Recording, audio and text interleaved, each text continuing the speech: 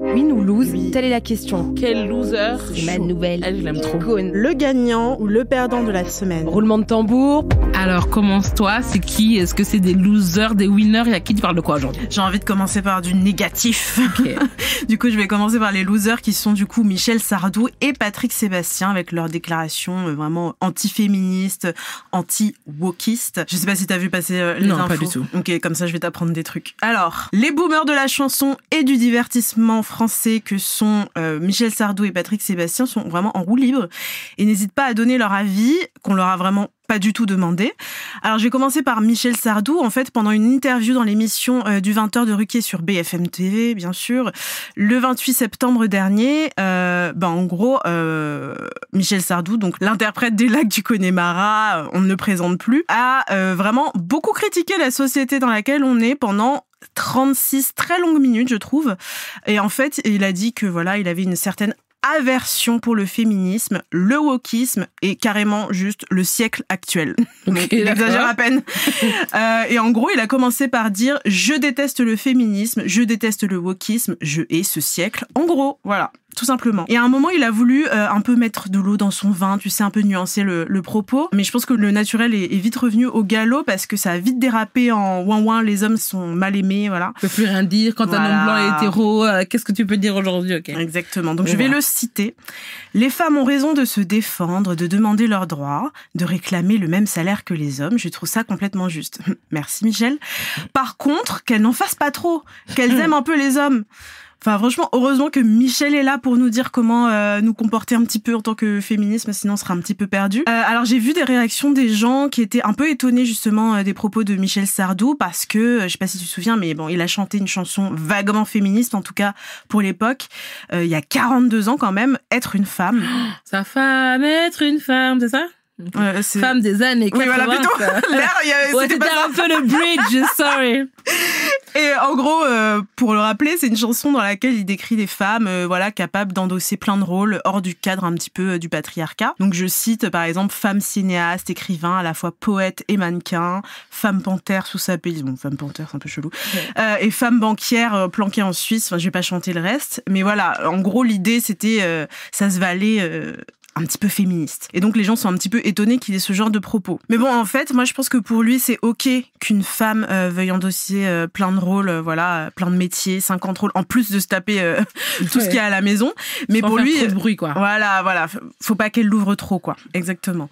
Et donc à la fin, il a lancé aussi une petite balle perdue à la maire de Paris, Anne Hidalgo, comme par hasard une femme. En gros, il disait, je quitte Paris parce que je ne supporte plus Paris, c'est insupportable, c'est laid, c'est moche, je ne comprends plus ma rue, je ne sais plus où j'habite. Ça sonne un petit peu raciste. Bon, bref. Et c'est pas le seul du coup à avoir donné son avis sur les féministes. Comme je disais tout à l'heure, il y a aussi Patrick Sébastien. Voilà, je sais pas si tu vois qui c'est. C'est celui qui fait les repas nuls le samedi soir là. Repas nuls. Le plus grand cabaret du monde, ça s'appelle. Et voilà, qui a chanté entre autres Tourner les serviettes. Et il ferait mieux d'aller retourner tourner ses serviettes. C'est donc sur BFM TV, encore une fois, que Patrick Sébastien a eu aussi des propos anti-féministes. Et en gros, il a présenté son nouveau livre qui s'appelle La nostalgie. Et en fait, il parle de sa vision de la société contemporaine. Et il dit, en gros, c'était mieux qu'avant, avant quand les femmes n'avaient pas de pouvoir et que exactement, pouvait maltraiter les immigrés. Et vraiment, on exagère à peine puisqu'en gros, il dit, ce sont les minorités qui foutent le bordel dans ce pays. C'est une minorité décideuse qui a bouleversé l'ordre moral. Je parle de la minorité wokiste et écologiste intégriste. Bouh, les écolos, n'importe quoi. L'ordre moral de mon temps, c'était la droite. Donc en gros, il fait tout un truc sur c'était mieux la droite avant, voilà.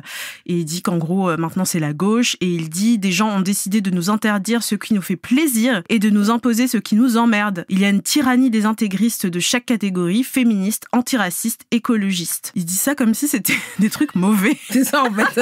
Vive tout ce qu'il vient de dire. En fait. Des gens qui veulent la paix. Franchement. N'importe quoi. Voilà, donc encore une fois sur BFM TV. Donc en gros, not all men, mais définitivement Patrick Sébastien. Et Michel Sardou. Et du coup, Patrick Sébastien, dans son livre d'ailleurs, il se qualifie lui-même de vieux con assumé. Donc au moins il est lucide, c'est déjà ça. Je me dis, voilà. Mais tu sais que ma star, je sais pas s'il est problématique, donc je vais pas l'encenser, mais Jacques Brel disait que les bourgeois, plus ils sont vieux, plus ils sont cons, et voilà. Ok, ça se prouve en la personne de Michel Sardou et Patrick Sébastien. Et toi, Kumbis, est-ce que tu veux peut-être contrebalancer avec un truc un peu plus positif? Oui, une femme noire magnifique qui s'appelle Beyoncé Giselle Knowles, parce qu'on dit pas le K, on dit pas Knowles, on dit Knowles. Donc c'est Queen Bee. Merci pour cette leçon de linguistique. Voilà.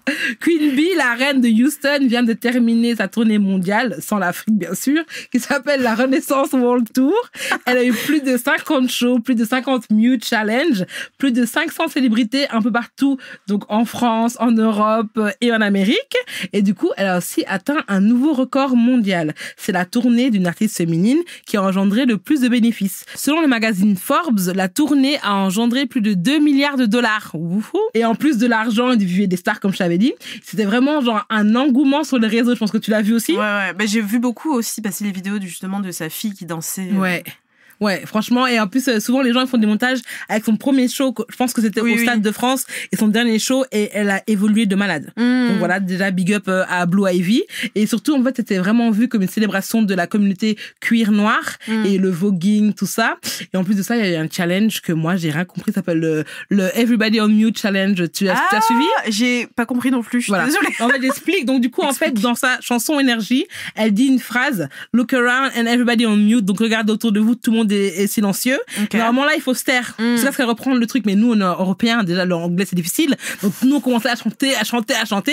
Et on a compris que quand elle était en Amérique, que c'était un challenge, en fait. Et donc, les villes ont commencé à se dire, on va être meilleurs que vous, Je pense que celles qui ont gagné, c'est vraiment Houston et Atlanta. C'est vraiment le roi du silence, en fait. Ouais, le roi du silence. Le roi du silence, c'est toujours une conne pour dire, tu vois. Donc, c'était moi la conne à Bruxelles parce que j'avais pas compris. Et donc, voilà. Donc, j'ai regretté de me dire, purée, j'aurais dû aller plus tard, tu vois. Donc, je pense que la prochaine fois, je vais payer 700 € pour aller la voir à Los Angeles parce que ça mérite. Et tout ça pour dire que, je pense que vous le savez, mais tout le monde attend ces visuels de l'album Renaissance depuis sa sortie et a décidé d'en faire un film. Donc, c'est le 1er décembre en Amérique, sort un film sur Beyoncé, sur l'album, sur la conception de l'album, sur le Renaissance World Tour. Et pour l'instant, c'est que en Amérique et voilà, c'est un peu triste, mais on sera là, on va streamer illégalement tout ça. Oui, on va retrouver ça sur Internet. Et toi, t'as un peu une winneuse, un truc un peu chouette à nous parler? Ouais, alors c'est mi-win ou mi-lose quand même. En gros, je vais vous parler des Dégommeuses. Donc, c'est un club de foot féminin féministe et de Alice Coffin, en fait, qui ont été brutalisées par la sécurité du Parc des Princes. Je vais vous expliquer pourquoi. Alors, en fait, il y a eu un match de football entre les équipes féminines du PSG et de l'OL. C'était le 1er octobre dernier et les Dégommeuses, du coup, donc je le répète, c'est une association de foot féminin et en gros, elles luttent beaucoup contre les discriminations dans le sport. Et elles étaient accompagnées de la conseillère municipale écologiste Alice Coffin. Et en gros, elles ont déployé une banderole en soutien à Jenny Hermoso et Kadiadiatou Diani. Et en fait, c'est des footballeuses qui avaient dénoncé des agressions sexuelles. Donc voilà, c'était, je crois, on vous croit, etc. Donc vraiment inoffensif et cool, quoi, comme action. Et en fait, ça a déclenché des réactions violentes de la part de la sécurité. Donc il y a eu des agents qui sont venus arrêter, voilà, l'action. Notamment un agent de sécurité qui a essayé de forcer Alice Coffin à quitter les lieux malgré son refus. Et donc ensuite, il y a eu un communiqué des Dégommeuses, voilà, qui montre bien, voilà, le poids des violences sexistes sexuelles dans le football en France et tout le silence aussi qu'il y a autour parce que voilà, on les a empêchés de faire cette action qui était vraiment inoffensive. Et je trouve c'est assez ironique, enfin c'est un peu ironie du sort parce que cet incident-là, il survient en fait juste après l'absence totale de sanctions et de réactions quand il y a eu en fait des chants homophobes de supporters parisiens lors de la victoire du club contre Marseille le 24 septembre en Ligue 1. Donc c'était vraiment, je crois, une semaine avant. Et donc il y a eu des chants homophobes. Et là, les agents de sécurité n'ont pas réagi, il n'y a rien eu. Comme par hasard. Et là, vraiment une banderole féministe. Et comme par hasard, la sécurité a réagi et a réagi en plus de manière violente. Donc voilà, c'était plutôt un win en mode soutien aux dégommeuses et soutien à toutes les victimes aussi de violences sexuelles. Ouais, et ça me fait penser aussi soutien du coup aux hijabeuses.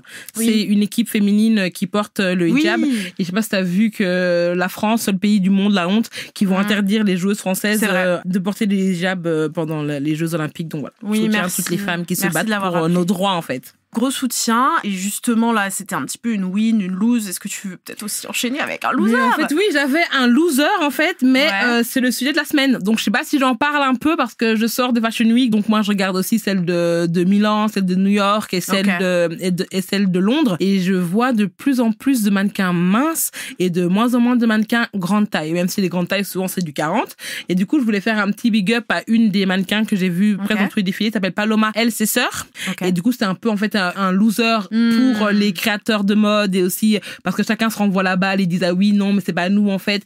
C'est les mannequins et les agences de mannequins qui nous envoient ça, mais tout le monde sait qu'ils demandent ce qu'ils veulent. Bien sûr. Et donc voilà, c'était un peu un loser, mais c'est le sujet de la semaine, donc je vais te laisser enchaîner.